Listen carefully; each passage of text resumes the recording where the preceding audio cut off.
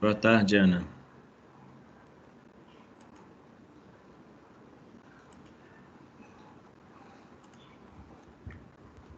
É só uma pergunta aqui que eu não estou me recordando bem. Na aula passada, nós chegamos a ver o método de Cholesky, porque eu estou com duas turmas de métodos. Uma eu sei que nós vimos o método de Cholesky e a outra não. Eu acho que foi nessa aqui que nós vimos, não foi? Vocês estão lembrados? Vocês duas aí, Kelly ou Ana. Vocês se lembram? Nós chegamos a ver o método de Cholesky, eu cheguei a comentar com vocês.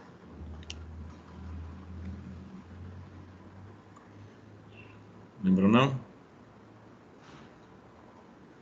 Não, Cholesky não. Não, né? Então tá jóia. Obrigado. Então vamos começar com esse método.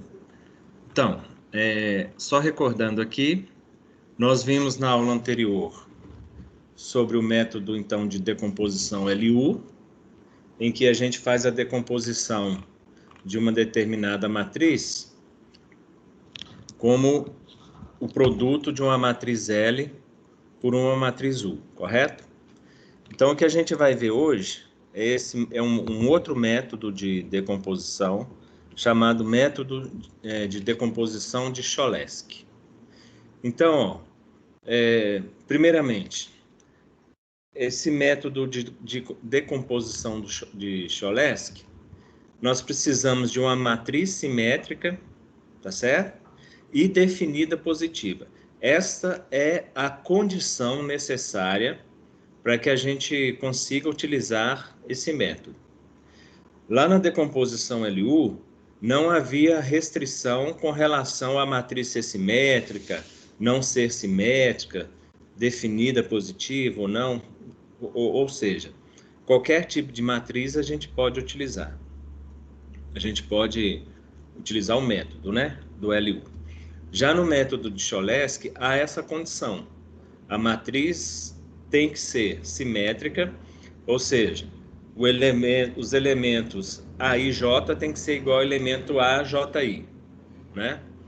E além disso, ela obrigatoriamente tem que ser definida positiva. O que quer dizer isso? Significa que todos os autovalores da matriz necessariamente têm que ser positivos, tá certo? Essa é a condição para que a gente consiga utilizar esse método. Bom, daí vocês podem perguntar, mas por que usar esse método e não usar o método anterior? Porque usar o método de Cholesky, o custo computacional é muito menor, né? A gente vai fazer menos conta. E ele é menos trabalhoso do que usar, por exemplo, o método de decomposição LU. Então, o que nós vamos ter, né? No método de decomposição LU, ele é simplificado por essa questão aqui, né? Desculpa. É o produto da matriz L vezes a matriz U, daí a gente resolve aqueles dois sistemas, né? Já a decomposição LU, a nossa matriz A, ela será o produto de uma matriz L vezes uma matriz L transposta, tá certo? Então, L vezes L transposto é igual a matriz A. Bom, mas qual que é a condição dessa matriz L? Primeiramente, a gente tem que definir a matriz L. A partir do momento que a matriz L foi definida, então basta fazer a transposição dela, que nós já temos o L transposto. E o produto dela pelo L transposto vai ser exatamente a matriz A que nós queremos. Então, ó, a matriz L, ela é uma matriz triangular inferior, ou seja, é uma matriz que possui elementos apenas da diagonal principal para baixo, né? E L transposto é uma matriz triangular superior. Então, existe um teorema, que nós chamamos aqui de teorema de Cholesky, né? O teorema de Cholesky é porque o nome do cara que criou o método. Ele diz o seguinte: se A, ou seja, se a matriz A for uma matriz simétrica e definida positiva, ou seja, se ela for simétrica e, além disso, se todos os autovalores associados àquela matriz forem positivos. Lá atrás, nós fizemos uma revisão e lá está mostrando como que a gente faz para calcular os autovalores da matriz, né? Então, você faz o determinante de A menos um lambda I. Resolve aquela equação em função de lambda, e os valores de lambda são os autovalores da matriz, né? Se vocês não estão lembrados, é só voltar um pouquinho nesse slide aí mesmo, nesse material mesmo, que tem mostrando como que a gente calcula esse autovalor. Então, ó, se A for matriz simétrica definida positiva, então existe uma única matriz triangular L com elementos da diagonal positivos, tal que a matriz A pode ser decomposta pelo produto de L por L transposto, ok? Então, esse é o teorema. Então, ele está garantindo que, se a matriz for simétrica e definida positiva, então haverá uma decomposição de L vezes L transposto, que vai ser igual a A, ok? Isso aqui é a garantia que a gente tem para poder utilizar o método. Bom, então aqui, ó, nessa decomposição, L transposto igual a A, matriz de ordem 4, então está aqui. Nós temos a matriz L, e aqui a matriz L transposto, que vai dar exatamente a matriz A, uma matrizinha aqui de ordem 4. Veja bem, então os elementos da diagonal. Quando a gente fala elementos da diagonal, nós estamos falando desses elementos aqui, né? Ó, L11, L22, L33 e L44. São os elementos da diagonal principal daquela matriz. Então, veja bem. Vou direto aqui, o que ele faz para chegar nisso aqui, para a gente, nós não temos interesse. Queremos saber como que a gente faz para calcular isso. Então, veja bem. O LJJ, ou seja, o I igual a J, ele é calculado da seguinte forma. É a raiz quadrada de quem? Do AJJ, ou seja, se a gente estiver calculando o elemento L11, então nós vamos ter que pegar o elemento A11 da matriz A, né, da matriz original, menos o quê? O somatório, né, esse M que a gente normalmente costuma dizer, né, esse M deitado. Mas, na verdade, esse M deitado é a letra sigma, maiúscula, que quer dizer o quê? Que é o somatório. Então, ele está dizendo que a gente vai fazer um processo de somatório, ou seja, de ficar somando uma coisa pela outra, né? Então, menos o somatório. Nós estamos pegando aqui uma variável K, iniciando em 1, e ela vai até J menos 1. Então, aqui partindo daqui e finalizando aqui, chegando aqui, tá certo? Ou podemos chamar isso aqui também do nosso critério de parada, né? Nós vamos parar quando a gente tiver o valor de J menos 1. De quê? Do LJK.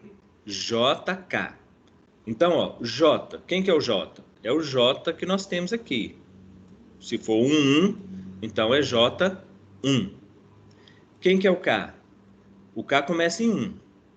Então, se eu tiver no início desse cálculo aqui, então meu K vale 1. Então, vai ser L11 ao quadrado. Tá certo? Mas, aí vamos passar para o próximo. K agora passa para 2. O J é 1. Então, vai ser o L12 ao quadrado. Se tiver mais, então é mais quem? O L, o J é 1, continua sendo 1. Mas o K agora foi incrementado para 3. Então é o L13 ao quadrado. E assim por diante. Ou seja, até o valor de N. sendo que esse valor de n aqui é a ordem da matriz que nós temos, tá certo? Então, o nosso J aqui, ele começa em 1, ele vai até n. O somatório começa em k igual a 1 e vai até j menos 1. Então, veja bem, toda vez que a gente for usar o método de Cholesky, então, os elementos da diagonal principal, tá certo, gente? Só os elementos da diagonal principal. Nós vamos ter que usar isso que está posto aqui. Agora, para calcular o elemento L11, vamos ver a seguinte situação. Então, o elemento L11, vamos pegar esse caso aqui, ó, elemento, esse aqui, né, desculpa, L11, para calcular esse cara, o que nós vamos fazer? Então, vai ser a raiz quadrada de A11 menos K igual a 1 e ele vai até J menos 1. Mas qual que é o valor de J? O valor de J é 1. Então, ele vai até J menos 1. 1 menos 1 deu 0. Então, significa que esse somatório começa em 1 e termina em 0. Ou seja, existe esse somatório aqui para o elemento 11, L11. Isso mesmo vocês responderam aí. Não existe esse somatório, tá certo? Então, esta parte aqui do somatório, para o primeiro elemento, nós não temos como calcular, tá certo? Porque ele começa em 1 e vai a 0. Então, não há possibilidade de calcular isso aqui. Então, vai ficar o quê? O elemento A11 é simplesmente a raiz quadrada do elemento AJJ. Olha só, mamão com açúcar, não é não? Então, ó, esse elemento A11 nada mais é do que a raiz quadrada desse cara aqui. Calcula a raiz quadrada do A11, pronto. Obtivemos aqui o elemento L11, certo? Tá claro isso para vocês? Se não tiverem entendido alguma parte aí, vocês podem perguntar que eu volto aqui, tá bom? Se vocês não falarem nada, eu vou entender que vocês estão compreendendo e aí eu vou continuando. Mas a qualquer momento que vocês precisarem, vocês podem perguntar, tá ok? Aí eu peço para que vocês ativem o microfone, porque como eu compartilhei minha tela aqui, então eu não estou acompanhando pelo Teams. Então, se vocês digitarem lá no chat, eu não vou conseguir enxergar, tá bom? Aí vocês só dão um oi aí que eu volto lá pro chat, enfim. Senão eu não vou saber que vocês estão perguntando. E nem adianta levantar a mãozinha aí também não, porque eu não vou enxergar. Bom, então, ó, beleza. Para calcular o elemento fora da diagonal principal, por exemplo, o L21 é o elemento que está fora da diagonal principal. Então, ele está na segunda linha, na primeira coluna. Então, os elementos, vou já direto aqui, os elementos fora da diagonal principal, nós vamos calcular desta forma que está aqui. Aqui, outra coisa, vocês não precisam querer gravar isso não, tá bom, gente? Decorar, saber como... Não esquenta a cabeça com isso. O importante é vocês conseguirem aplicar o método, tá certo?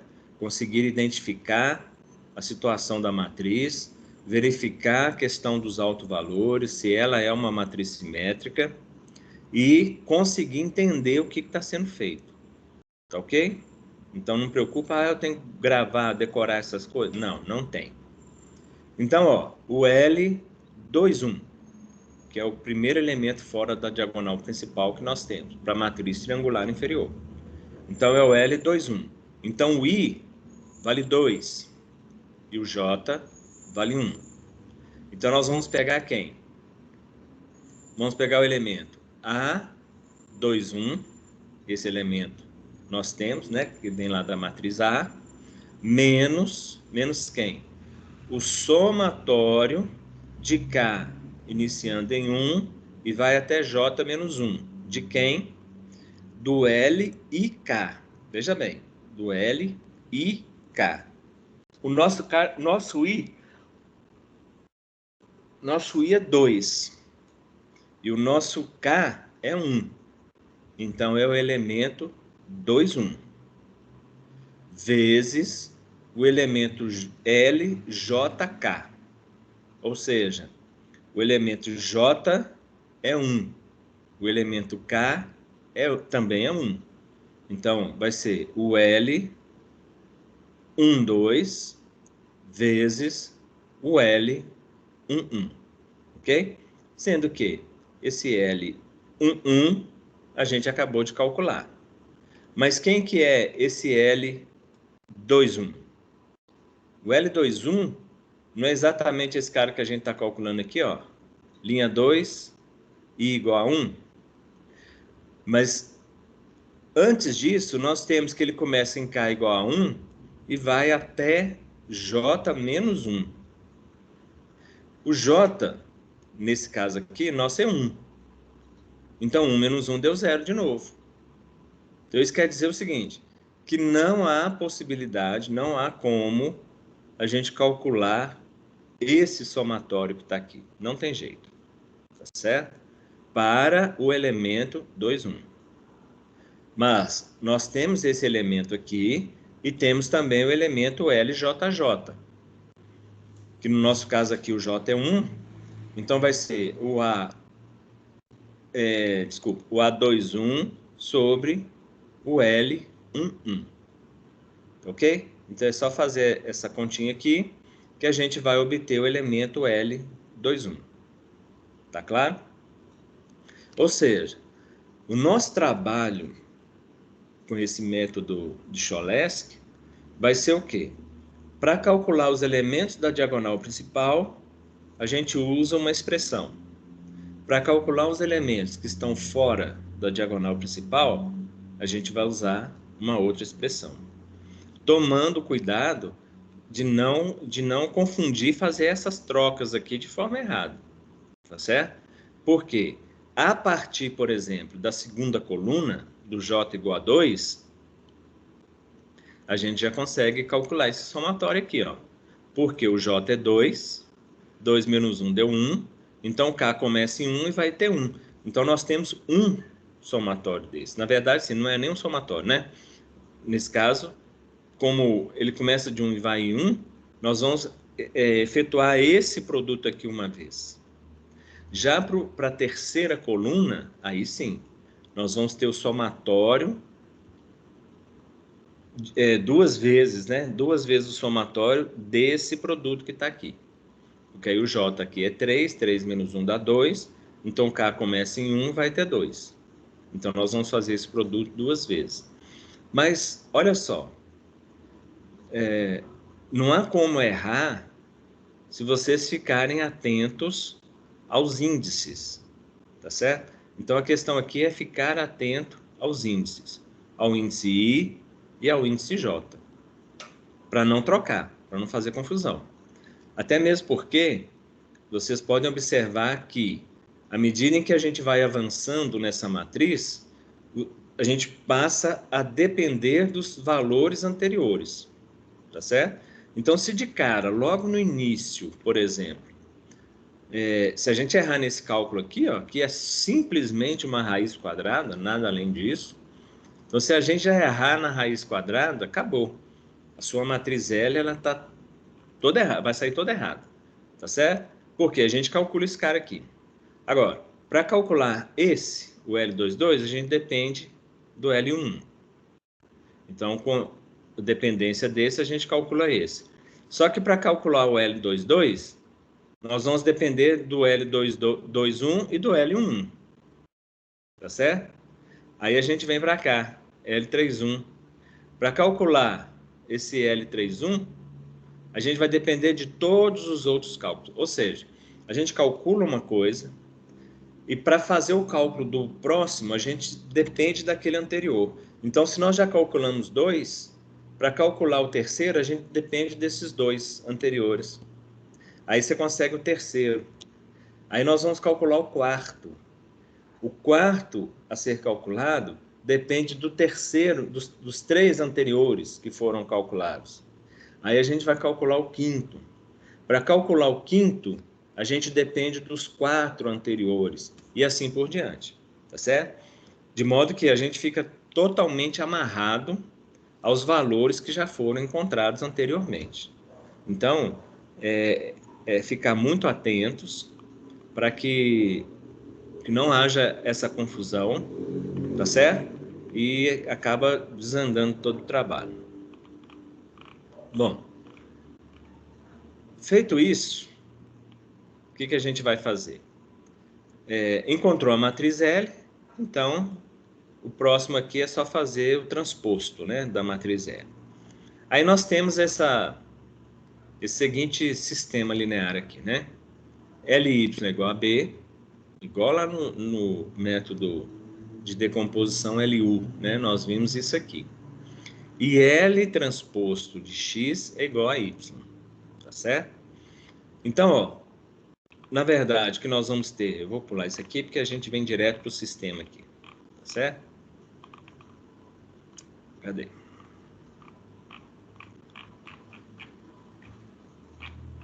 Ah, não, aqui é porque está mostrando de outra forma, mas tudo bem. Aqui a gente não precisa nem calcular esse determinante, nem nada disso. Na verdade, o que ele está mostrando aqui são aquelas operações, né, sucessivas, retroativas. Não. Aqui ele está mostrando como que a gente calcula os fatores. Mas veja bem, não precisa preocupar com esse sistema aqui, não. Com essa, como é que fala? Com esse YI e com esse XI aqui, não. Basta calcular de forma retroativa e de forma sucessiva. Tanto para Ly igual a B, vai ser retroativo, né? Porque o L ele é a matriz triangular inferior. E o L transposto de X igual a Y, a gente calcula de forma sucessiva. Então, a gente vai fazer as substituições sucessivas. Calculando esses dois sistemas, da mesma forma que foi feito lá na decomposição LU, a gente consegue o valor de X, que é o que a gente vem procurando, né? Então, isso aqui é só um exemplo, tá certo? Dado essa matriz, então, primeiro elemento nós vimos, basta calcular a raiz desse cara, deu 2. Depois, o L21, então vai ser o A21 sobre o L22. Só que nós já sabemos quem que é o A21. O A21 é menos 2. Sobre o L11, que é 2. Tá vendo? Então, menos 2 sobre 2, deu menos 1. E assim por diante, tá certo? Então, esses cálculos estão aí. Eu não vou, a não ser que vocês precisem, mas acredito que não. Não vou ficar passando pelos cálculos, não, porque isso aqui é só continha mesmo, tá certo? Fazer conta, eu sei que vocês sabem. Então, minha preocupação aqui é fazer com que vocês entendam o método, tá certo? Então, tá aqui, ó. Já foi calculado a matriz L e o L transposto. Não preocupe com esse dispositivo aqui, tá, gente? Não esquenta a cabeça com isso, não. Isso aqui nada mais é do que, à medida que ele vai montando a matriz A e a matriz L, ele vai mostrando aqui. Então, não precisa preocupar com isso, não. Basta usar aquelas duas expressões lá. Então, aqui nós temos a matriz L e a matriz L transposto.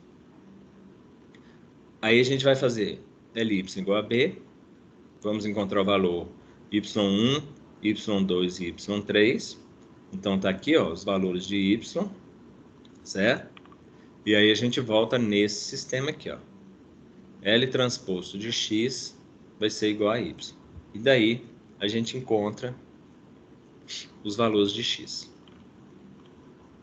E para calcular a exatidão e a unicidade da solução, a exatidão é para ver se nós chegamos no valor exato. E a unicidade é para ver se essa solução ela é única, né? Então, nós temos aqui, ó, calcular o resíduo. Nós vimos também lá no método de decomposição LU. Então, resíduo é o quê? É o termo independente B menos X. A é a nossa matriz A e X são os resultados que nós encontramos aqui depois das duas operações, né? Depois de ter solucionado os dois sistemas. Então, fazendo esse cálculo básico aqui, ó, chegamos no valor igual a zero, um vetor, né, de zero.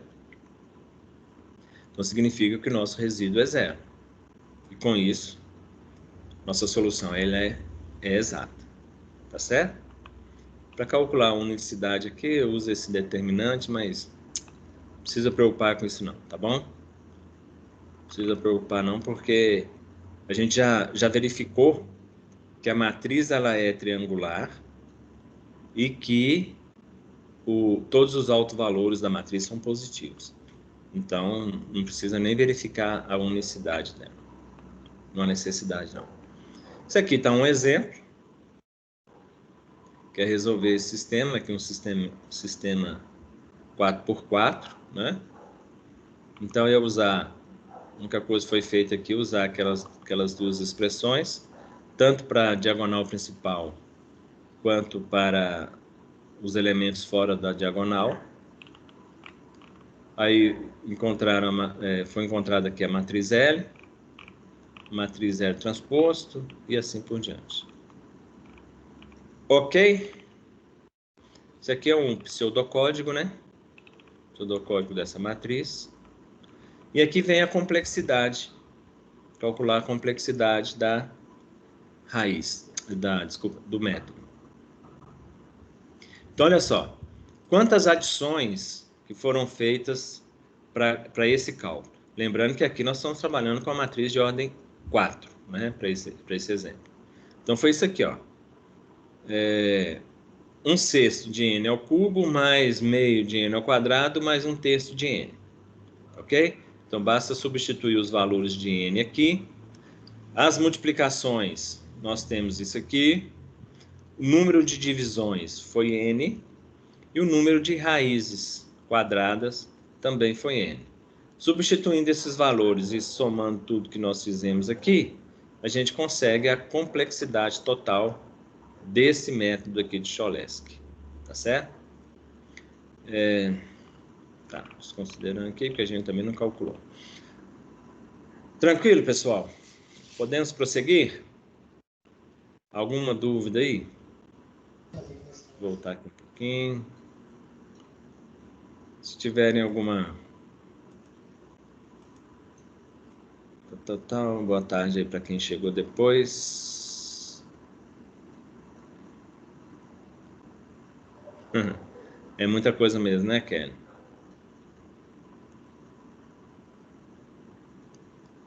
Ok, Lucas. Qualquer coisa aí,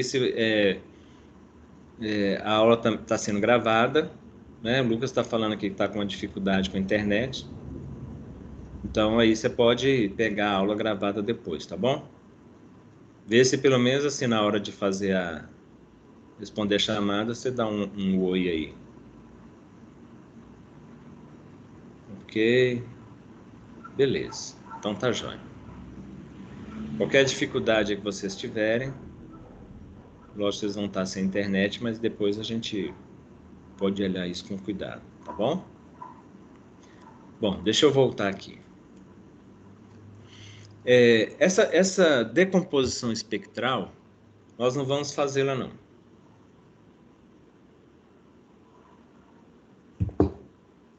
Então, a gente vai pular essa parte aqui, que a gente vai para um método que é mais importante para a gente hoje, que é solucionar o sistema por métodos iterativos estacionários. Deixa eu chegar nele lá. Eu já passei dele.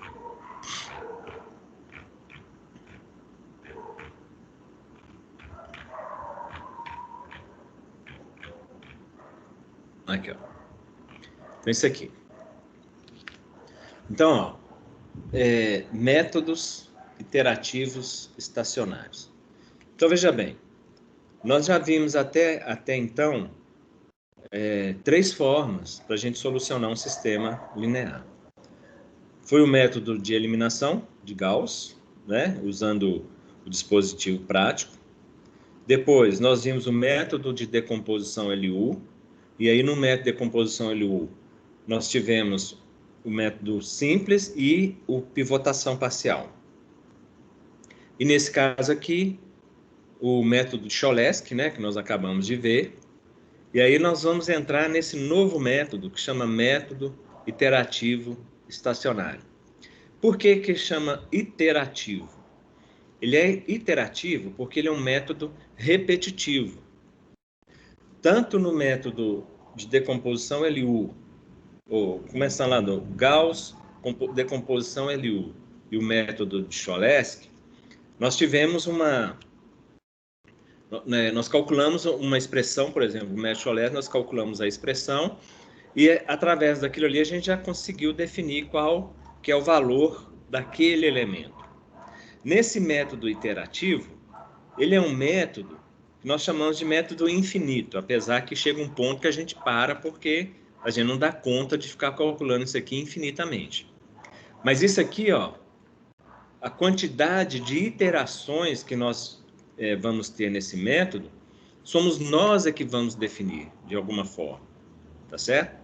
E ele é dito estacionário porque a nossa matriz original, a matriz A, ela continua sendo a matriz até o final. Nós vamos usar a mesma matriz.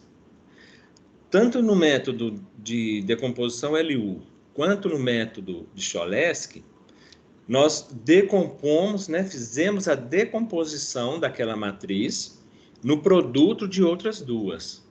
Nesse caso aqui do método iterativo, nós não vamos fazer isso. Nós vamos manter a matriz do jeito que ela está, tá certo? Vamos manter a matriz original. E aí nós vamos definir quantas iterações a gente vai fazer nesse método. Agora, a definição do número de iterações que nós vamos utilizar, isso aí vai depender... Desculpa. Isso aí vai depender da precisão do método. Então, por exemplo, lá no método LU, ou método de Cholesky, depois que a gente faz todo aquele processo do cálculo, aí a gente vai verificar qual que é o valor do resíduo, né? O resíduo deu tanto.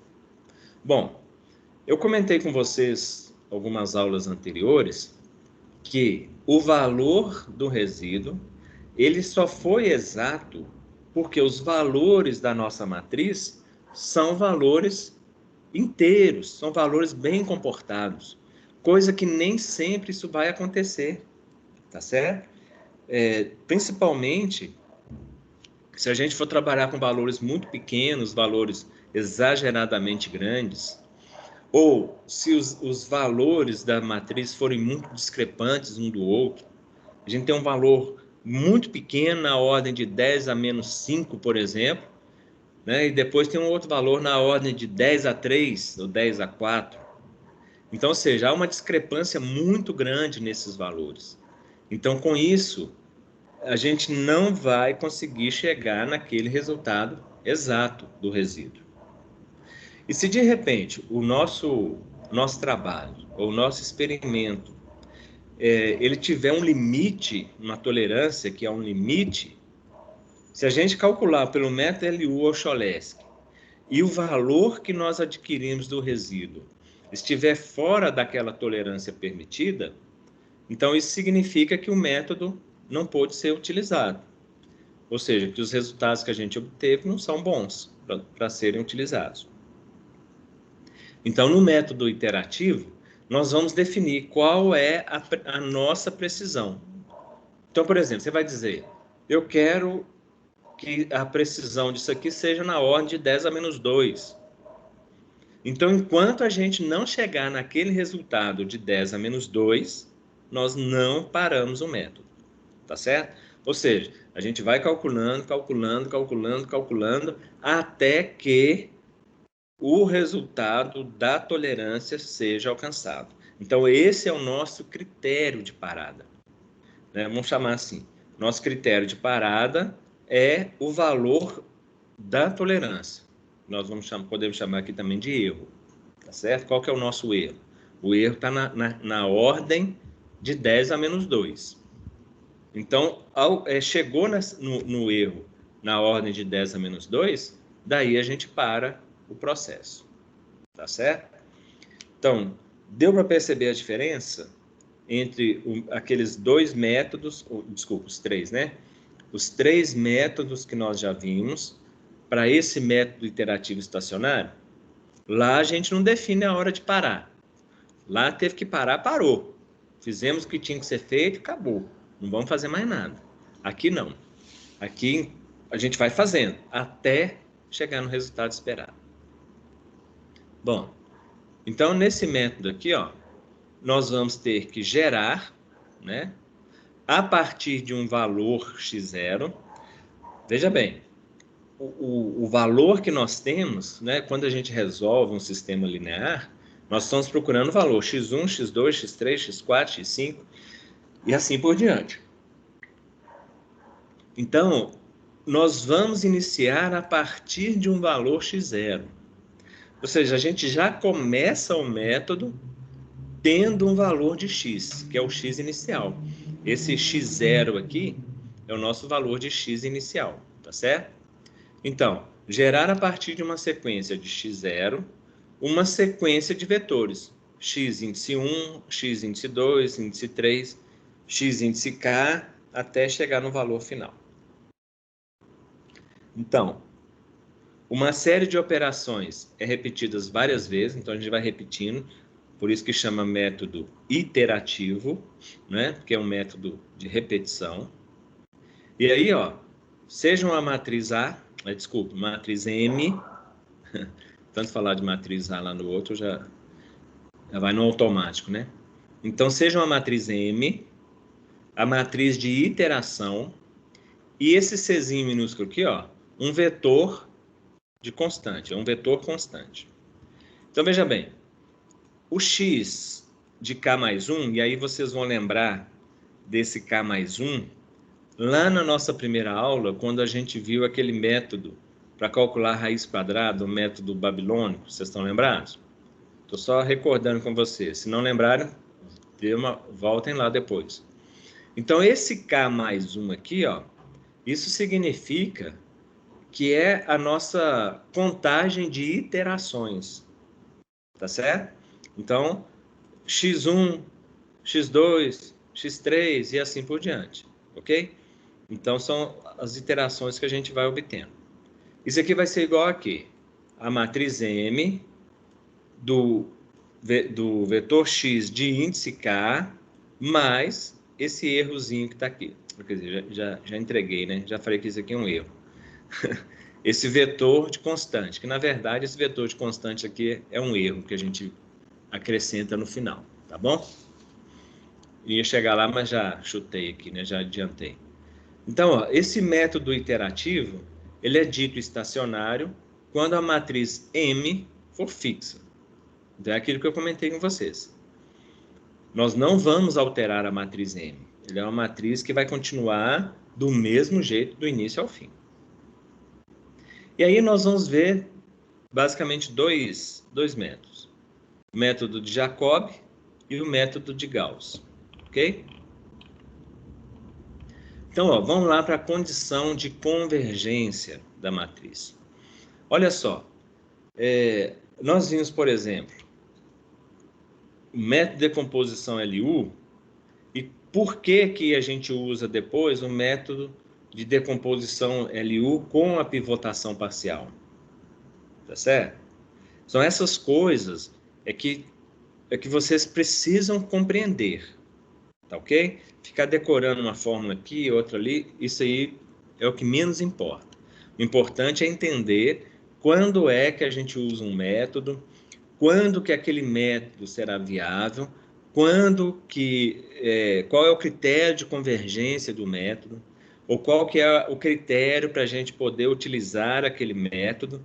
Então, são essas coisas que eu vou cobrando de vocês na nossa avaliação e também nas nossas nos nossos exercícios, tá certo? Além da resolução, você tem que conseguir compreender e falar quando que essas coisas funcionam.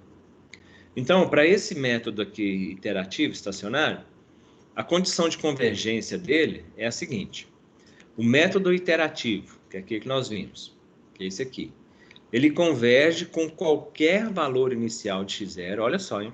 Qualquer valor. Se somente se isso aqui for verdadeiro. Ou seja, um ρ de m, ele tem que ser menor do que 1. Mais para frente nós vamos ver o que é isso aqui. Sendo que esse ρ nós chamamos de raio espectral. Ou seja, o que é esse raio espectral? É o maior alto valor em módulo, tá certo? Então, ó, se o maior alto valor em módulo for menor do que 1, então significa que esse método vai convergir, tá certo? É uma condição para que haja convergência. Então, da matriz de iteração N, né? O alto valor da matriz de iteração N. Depois, ó, tem um outro teorema aqui. Aqui é a condição necessária. Aqui é a condição suficiente. Então, é a condição suficiente para a convergência dos métodos iterativos de Jacobi ou de Gauss, não importa, que a matriz dos coeficientes A seja diagonal estritamente dominante. Nós vimos lá no método de Cholesky, a matriz tem que ser simétrica, definida positiva. No caso aqui, ó, a matriz tem que ser diagonal estritamente dominante. O que quer dizer isso? Quer dizer o seguinte, que o elemento da diagonal principal, ele tem que ser maior, né, do que a soma dos demais elementos daquela linha, em módulo. É o que está aqui, ó. Então, o elemento A e I, ou seja, é o elemento da diagonal principal, ele tem que ser maior do que o somatório dos demais elementos daquela linha em módulo, tá certo? Então, essa é a condição suficiente. Então, e a convergência, ela não depende desse valor de x0. Isso aqui que é o mais interessante que eu vejo, assim, do método. Mas depois nós vamos ver que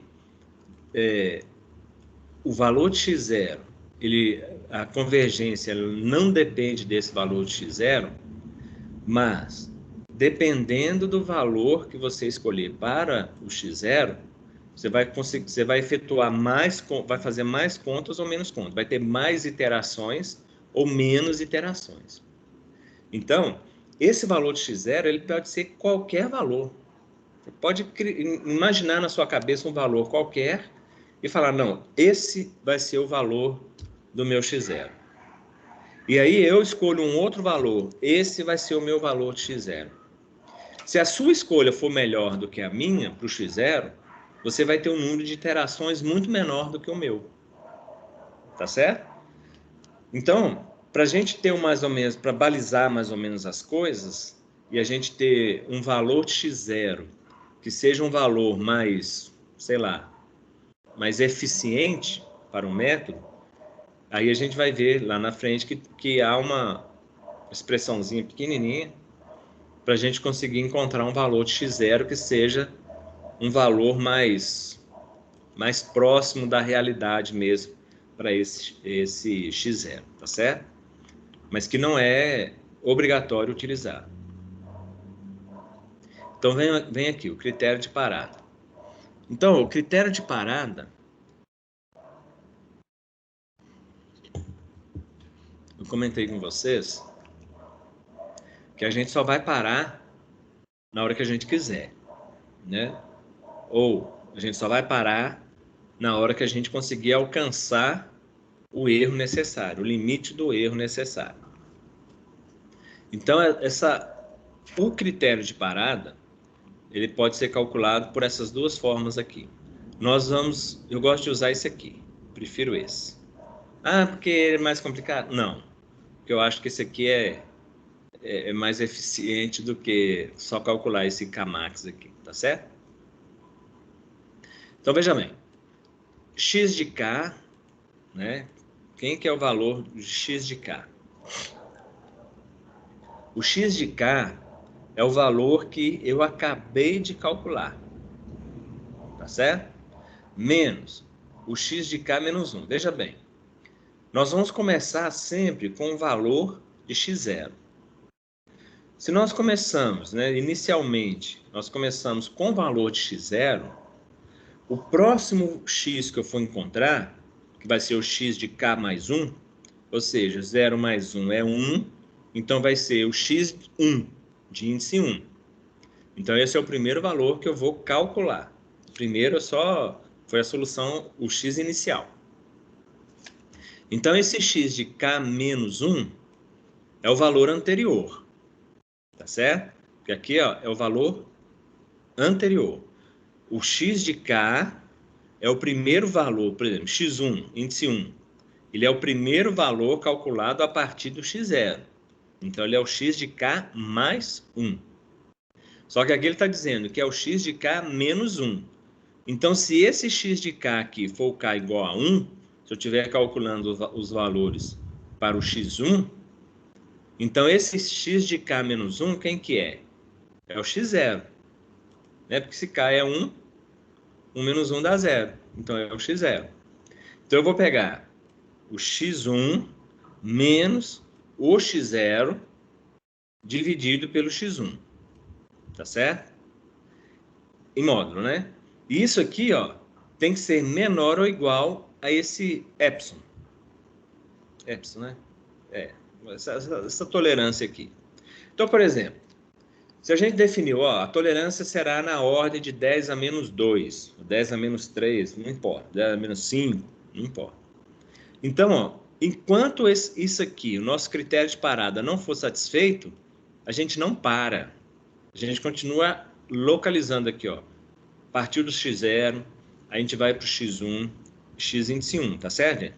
Só que aqui, ó, a gente vai calcular x1 índice 1, x2 índice 1, x3 índice 1, x4 índice 1, se for uma matriz de ordem 4.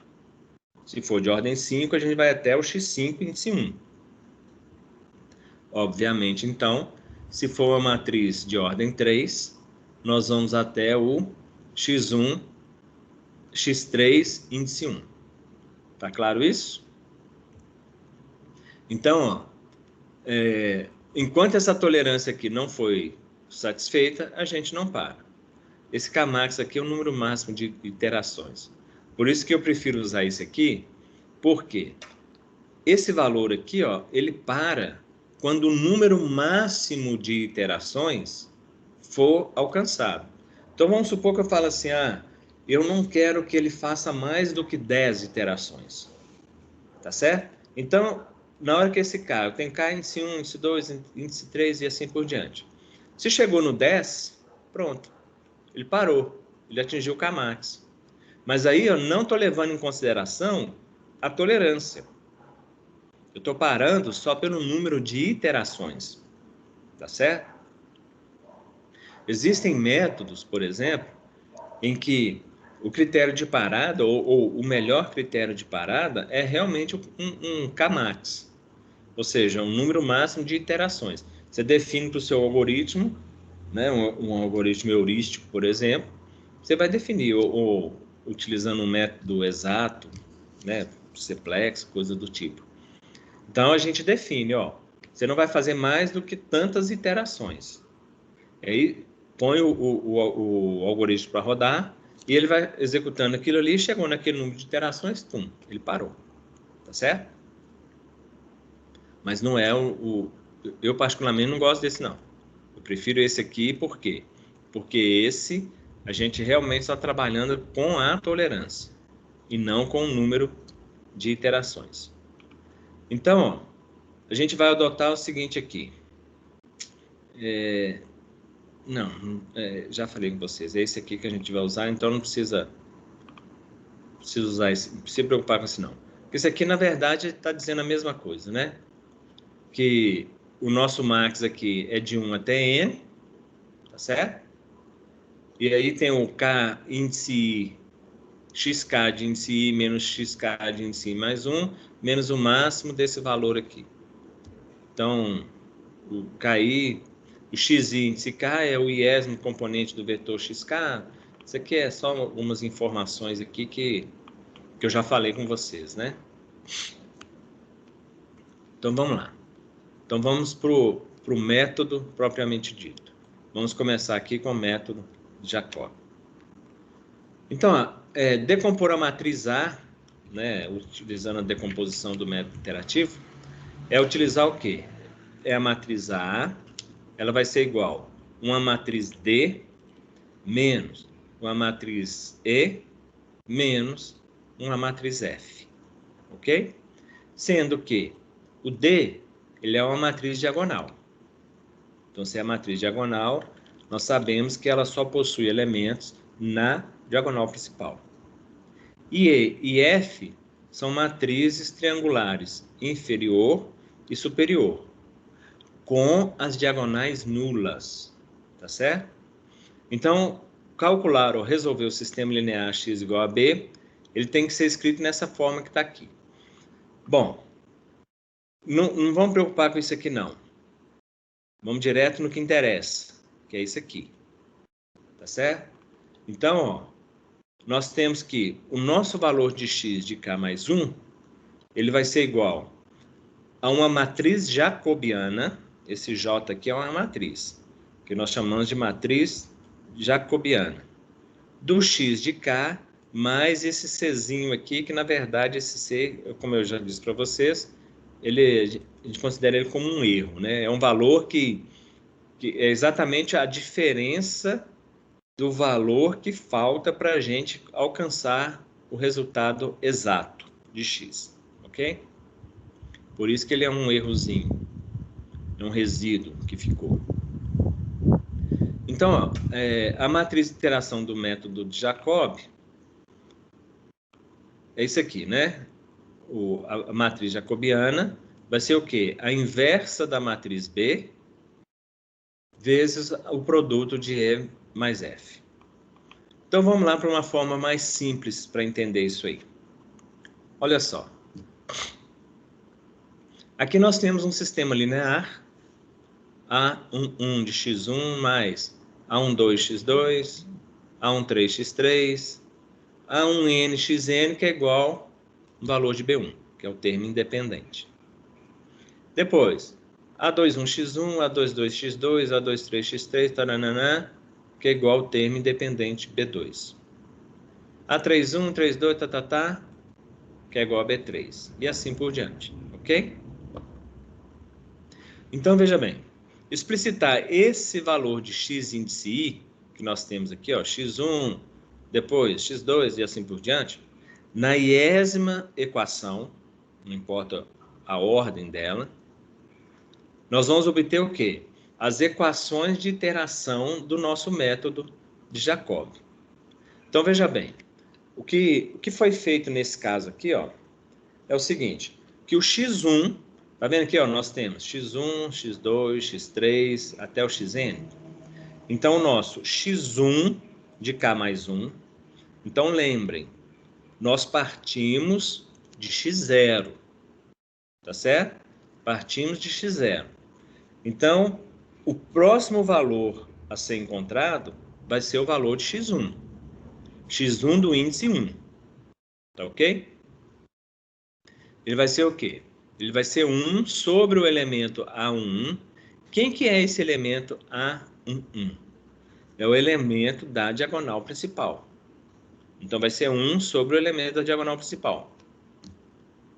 Menos isso tudo que está aqui. Se vocês forem observar bem, olha só o que nós temos aqui.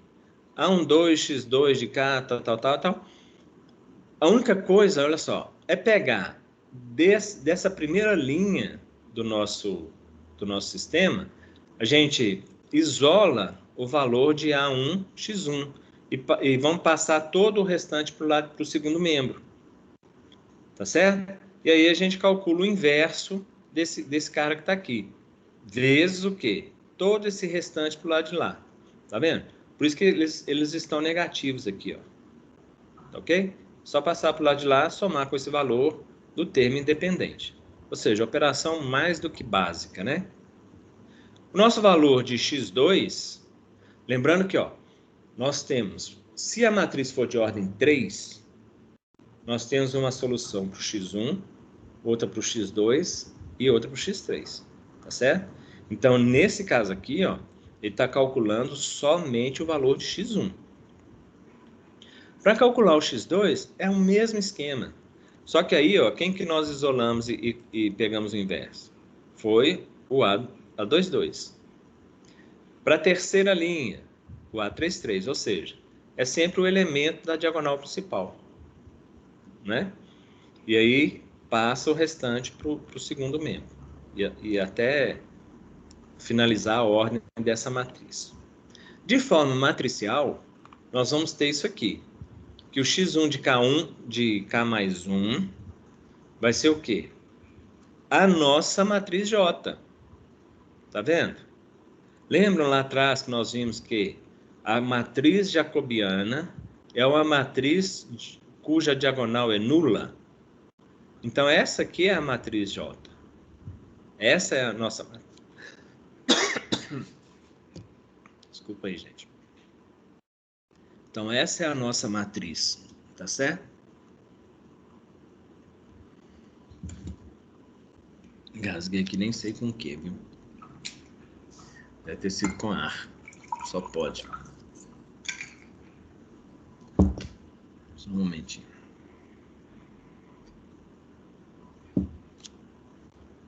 Então, nós temos aqui que o x de K mais 1 vai ser igual a quê? A nossa matriz J de x1 de K, x2, tal, que são aqueles termos do x de K, mais o nosso C.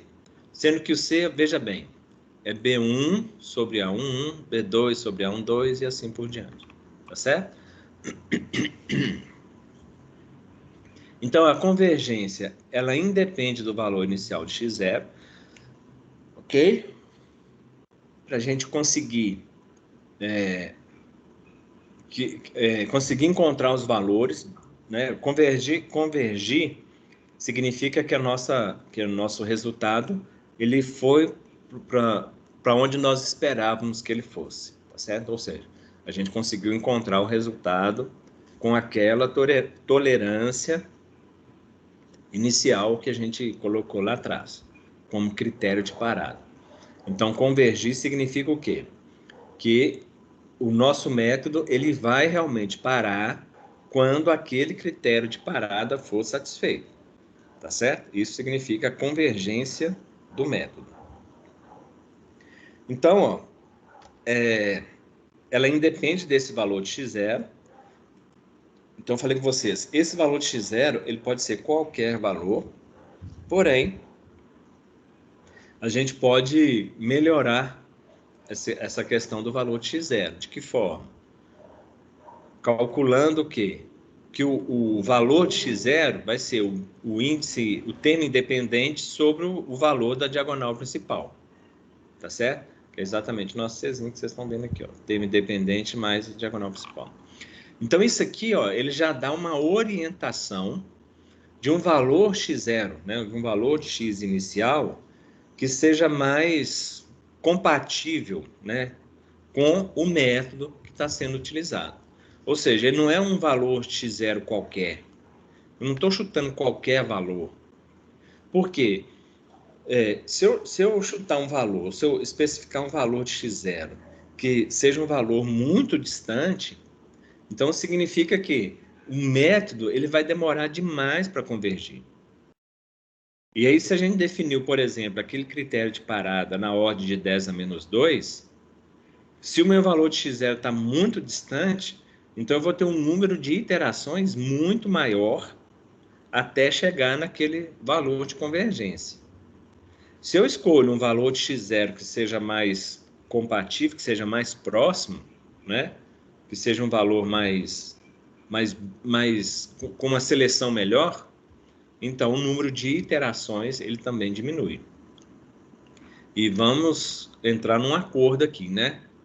ficar fazendo essas iterações todas aqui, ó, se a gente puder reduzir essa quantidade de contas, isso aí é muito bem-vindo para a gente, né? Tá certo, pessoal? Então, isso aqui é o algoritmo de Jacob. Então, tá aqui, método de Jacob, tal, paraná, e por aí vai. Então, tá aqui. Um exemplo, né? Resolver o sistema de equações pelo método de Jacob. Aqui está a nossa matriz, a nossa diagonal estritamente dominante, tá vendo? Então, você pega aqui o 10, que é o valor da diagonal. Então, o 10 tem que ser maior do que a soma desses dois valores em módulo, né? Tá certo? Então, foi calculado aqui. Então, ele é maior. Depois, o segundo elemento da diagonal é o 8, mais a soma dos dois valores em módulo. Ó, ele é maior. Depois, pega o terceiro elemento da diagonal. É o 5. Então, 5 é maior do que a soma desses dois valores. Então, tá vendo? Às vezes o nome assusta, mas depois a gente vai ver o que é ou como que a gente consegue encontrar aquele resultado. É muito mamão com açúcar, né? Muito simples. Então, é só mesmo pegar o elemento da diagonal principal e fazer a soma. Agora, há casos, né, que mesmo que isso aí não seja compatível, ou seja, que essa condição ela não seja satisfeita, e a pessoa utiliza um método, só que ele não garante a convergência. Então, utilizar um método em que a gente não tem a garantia da convergência, então isso aí realmente não compensa, né? Porque o trabalho ele é muito grande para nada, né? Para não ter garantia de nada. Então tá aqui, ó. As equações de iterações. Pegamos aqui o valor de x1 de k mais 1, então foi 1 sobre 10. Isso aqui, ó, são aqui os outros elementos daquela linha, né? Menos 3x2, mais 2x3, mais o 57. O elemento x2 de k mais 1 é 1 sobre 8, porque o elemento da diagonal principal aqui é 8. Então, ficou de menos 2, mais 1, mais o 20, que é o termo independente. E o nosso elemento x3 do x1, que é o nosso k aqui é 0, né? Do x1, é 1 sobre 5, que é a diagonal principal. De quem? Menos x1, menos x2 e menos 4. Resolvendo isso aqui, ó, a gente acha o valor de x1, o valor de x2 e o valor de x3. Então, tá aqui, ó. Fazendo essas continhas básicas aqui, nós encontramos aqui, ó, o valor inicial para x0 primeiro, foi 5,7, 2,5 e menos 0,8, transposto aqui. Bom, calculando aquilo lá que eu acabei de mostrar para vocês, nós encontramos esses valores, ó, 4,79 para o x1, ok? 0,975 para o x2 e menos 2,44 para o x3. Então, se vocês observarem aqui o valor inicial, ó, de 0,57, a gente já chegou no 4,79. Tá vendo? De 2,5, já foi para esse valor aqui, ó. De menos 0,8, a gente já foi para esse valor aqui. Tá vendo? Então, significa que o método, ele já começa a convergir. Ok? Então, a gente já está convergindo, ou seja, nós já estamos caminhando, né? Caminhando, convergir significa caminhar em direção à solução que atenda aquele critério de parada. Então, a gente está caminhando para aquela solução. Então, aí a gente vai calcular o nosso critério de parada. Então, o critério de parada aqui está o seguinte, ó, x1 menos o x0, ou seja, é o x de k, se vocês lembram lá atrás, se não lembram depois é só voltar aí um pouquinho, é o x de k menos o x de k menos 1, então é o x0, sobre o x1. Então, tá aqui, ó, nós vamos achar o máximo, né, o valor max dessa diferença para o valor de x1, x2 e o valor de x3. Tá vendo? Sobre o max de x1, do x2 e do x3, que nós acabamos de calcular. Então, foi encontrado aqui, ó, para esses, achando o valor máximo desses caras aqui, nós temos esse sujeito daqui, né? Não, desculpa aí, é esse aqui, tá certo? Então, o valor máximo é esse aqui, 1,64, sobre o valor máximo aqui, que é 4,79. Então, ó, o nosso critério de parada aqui chegou em 0,3, ou seja, não podemos parar ainda, ok? Vamos continuar. Então, aqui não tem o restante, né? Então, a gente faz o x2, o x3, o x4, e aí que ele já resolveu pelo algoritmo. E aí, ó, veja bem, foram 9 iterações, tá vendo?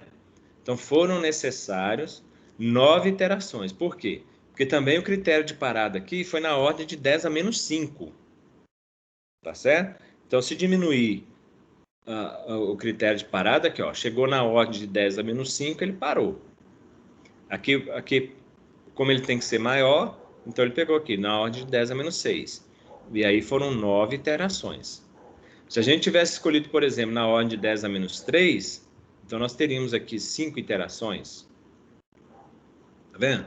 Se fosse na ordem de 10 a menos 2, nós teríamos aqui 3 iterações. E pronto, né? 3 a 4, né? Aqui seria 4. Porque aqui é 1,8. Seriam 4. Ou seja, à medida em que a gente vai aliviando também para o método, então ele converge de forma mais rápida, né? Tá ok? Tudo bem aí, pessoal? Qualquer coisa, vocês dão um grito, tá bom? Então, esse aqui é só um exemplo, que é resolver o sistema pelo método de Jacob, né? Com esse erro aqui, ó, que é 10 a menos 3, e com Kmax igual a 50. Para esse exemplo aqui, está usando 2 critérios de parada. Ou o erro vai ficar menor do que 10 a menos 3, ou então o número máximo de iterações vai ser 50. Mesmo que ele não tenha alcançado a precisão aqui de 10 a menos 3, mas se o número de iterações for igual a 50, ele para. Então, é aquele que ele atender primeiro, tá certo? O que é alcançar primeiro é o critério de parada. Aqui está o exemplo. Calculou a matriz diagonal, verificou se a matriz é diagonal, estritamente dominante, e aí começou, tá certo? Aqui é só, depois se vocês quiserem, vocês podem voltar nessas continhas aí. E aí foi calculando o critério de parada, 0,48, ainda não pôde parar, e tal. Então chegou aqui com 7 iterações. E esse foi o resultado do sistema, tá certo? Lembrando para vocês que isso aqui não quer dizer que não é o resultado exato, hein? Isso aqui é o resultado com um erro na ordem de 0 a menos 3, 10 a menos 3. Ok? Então, não é o resultado exato, mas é um resultado mais preciso. Bom, e aí, ó, ainda para esse método iterativo, nós acabamos de ver o método de Jacob, e agora vai ser o método de Gauss-Seidel. Então, decompor a matriz A, né, do mesmo jeito, mesmo esquema, papapá. Aqui é o que interessa para a gente. O valor de x de k mais 1 vai ser o quê? Uma matriz S de x de k mais o D. Esse Dzinho aqui é o nosso errozinho lá no final. Aqui está mudando a matriz S para uma matriz... Está mudando a matriz J, matriz jacobiana, para essa matriz S, que é a matriz de Gauss-Seidel. Então tá lá. Ó, a forma é análoga à dedução do anterior, ok? Então, até aqui nada mudou, continua o mesmo. Só que, veja bem, para calcular o valor de x1, é a mesma maneira, é a mesma forma, não mudou nada em relação ao método de Jacob. Então, ele começa a mudar o método de Gauss, ele começa a fazer sentido a partir do x2, onde, na hora de calcular esse menos A21 de x1 de K, observem que aqui ele já está pegando quem? O K mais 1. Mas quem que é o x1 de K mais 1? x1 de K mais 1 é o valor que nós acabamos de calcular aqui. Vejam bem. Isso aqui é o x1 de K mais 1. Estão vendo? Observem isso. Lá no método de Jacob, ele não pega o x1 de K mais 1.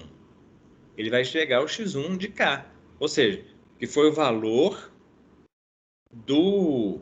Como é que fala? Do valor de x0. Então, vocês concordam que se a gente está usando um método que é iterativo, né? Então, esse método é iterativo. Significa o quê? Se nós temos a garantia de convergência do método, ou seja, se a matriz for diagonal definida positiva, então significa que o método vai convergir. Se o método vai convergir, a cada iteração eu aproximo mais daquele resultado de convergência do método. Então, esse x de K mais 1, ele é um valor mais próximo do valor que nós queremos do que simplesmente o valor de x1 do método anterior, que é o de Jacob. Faz sentido isso para vocês? Então, ó, se a gente está usando, por exemplo, somente o x de K, esse valor de x1 seria o x1 do valor de x0, do anterior, que está mais distante da nossa solução, da solução que nós queremos. Mas aqui a gente já calcula de K mais 1. Então, ó, a gente já pega a solução corrente.